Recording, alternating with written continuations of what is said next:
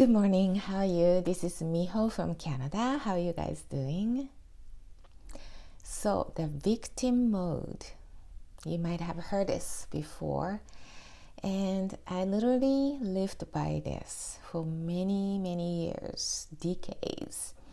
And when you live in this victim mode, your life is tough. And you literally become depressed, and you're always blaming everything for the others. You're always like pointing your fingers to the others. Because of them, I'm like this. I don't have money, I don't have the resources, I have this personality, I don't have confidence, I have low confidence, self-esteem is low, the self-worth is low, the house I'm living, the job I have or don't have, all those things that it's not going well for you, it becomes somebody else's problem. I used to do a lot of those with my parents because they're so strict.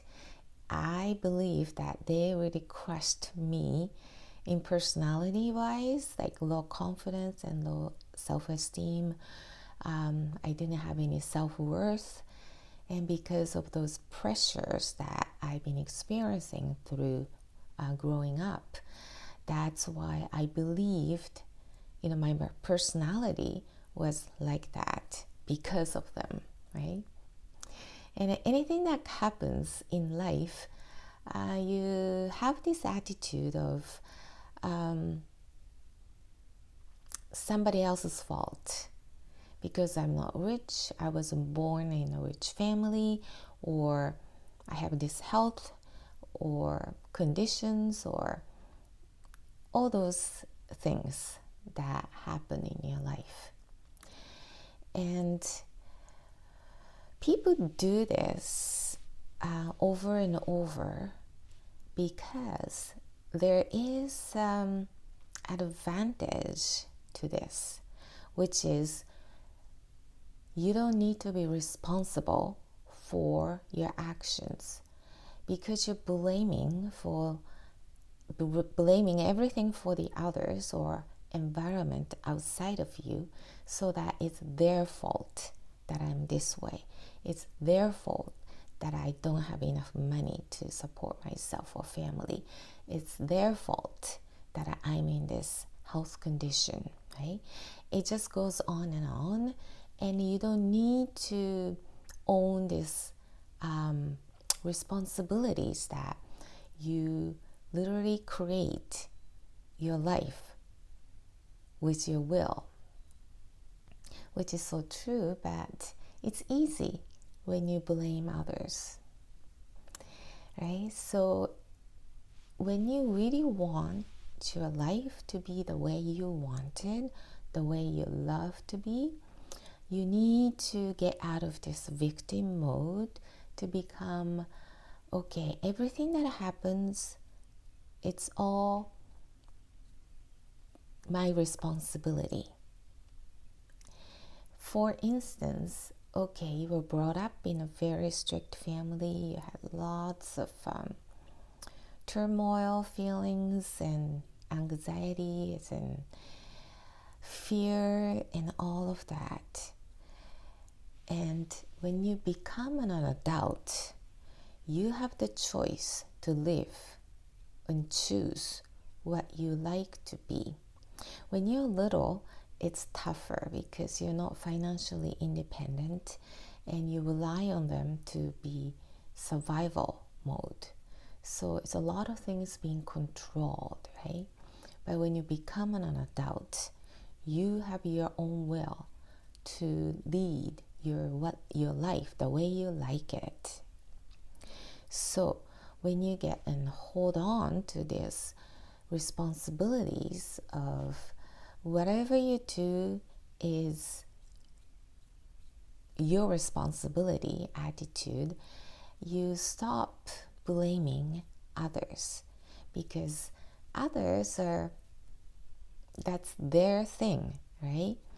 And you have your things going, interests and dreams and all those wonderful things that you wanted to achieve or get into your life. So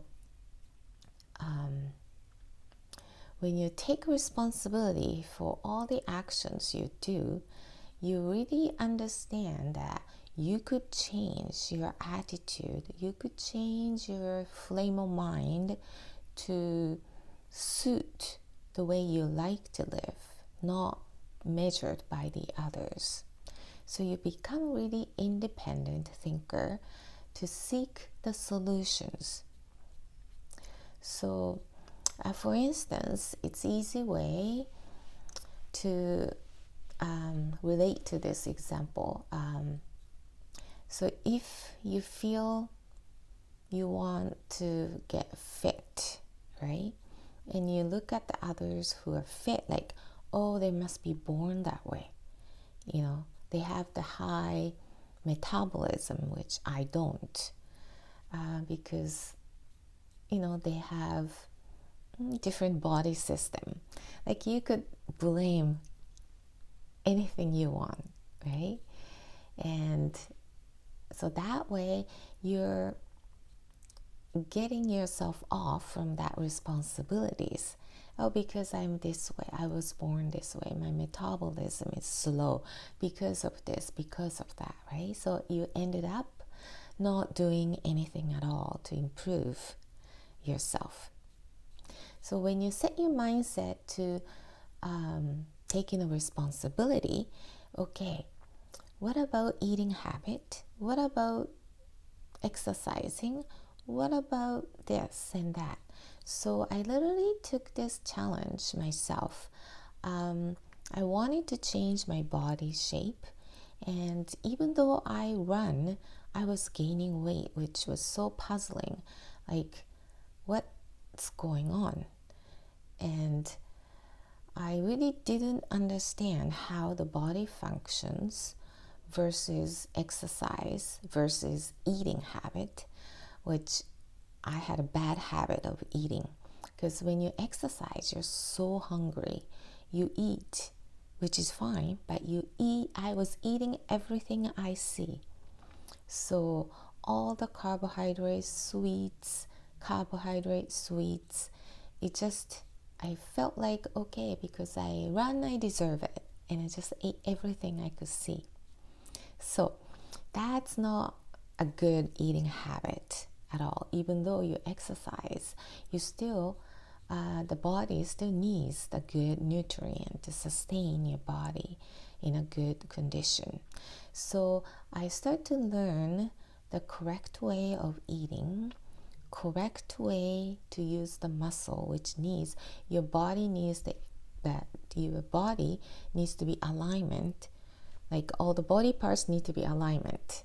So if you're not aligned, you're not using the muscle correctly. And so I was doing a workout, and also I was doing a lot of training on how to eat good way, in a proper way, which was a huge eye-opener for me. And you could really control what you put in your body. And it's your choice to either eat or not eat, and what to eat, what not to eat, right? It becomes a discipline, but that's part of it. And I was literally experimenting with myself. I wasn't sure if I could stick to this, but this is almost 12 weeks. I lost almost 7.5 kilograms, so in pound is like 15 pounds probably plus, and the body fat and minus 8%, and yeah, I kept the muscle mass. That's a huge thing. So when you try to lose weight, you don't know if you're losing muscle mass, which your body needs to burn the calorie and the fat. If you lose the muscle mass, your engine becomes smaller, so your metabolism becomes inefficient. That's what I was doing, running. So you really understand the whole function of the body much better, and you really can transform yourself to the better version of you. And it just didn't happen to me myself.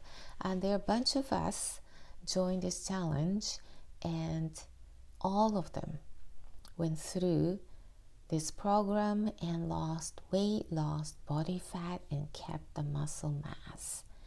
And they were really happy, including me, to see the body the way you want, right? So this is just one of the small examples that you stop blaming others or environment around you, and you start taking the control, the responsibility of yourself. So you could change and transform yourself if you decided to do it. So this is much better way of living than being a victim mode. Being a victim mode, you're literally living the hell alive. I've seen those people too. And you're beating yourself up, and whatever it didn't go well, because you beat yourself up all the time, of course things don't go well. And things don't go well, it's not your fault, it's always somebody else's fault, because they did this, because the work is this, because the kids, because the spouse, because of health condition, because, right?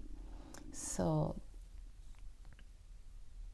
having a very controlled, happy life within you,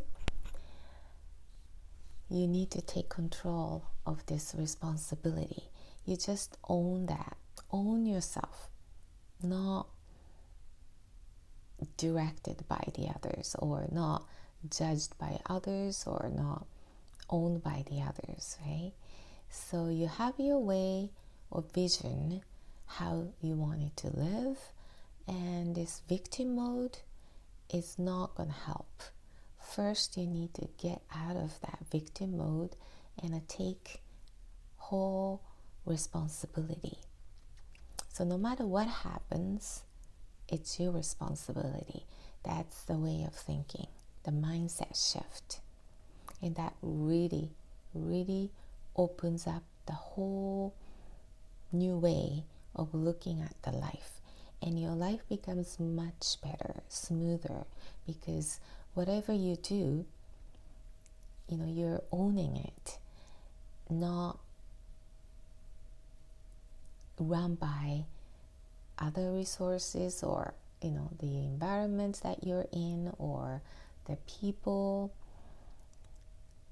So you really becomes center of the kind of driving your own life. So it's much better way of living, and you could improve so much, and clear vision will come, and literally you really enjoy the life much better term. So victim mode, if you think you're doing it, which I did for so many years, that's why your life gets so tough and frustrated, and really affect you and affect others. You become toxic. So take a responsibility of whatever that happens to you, and then you could really control your emotions and outcomes, and can move forward much better way. Okay, so bye bye. Have a great day.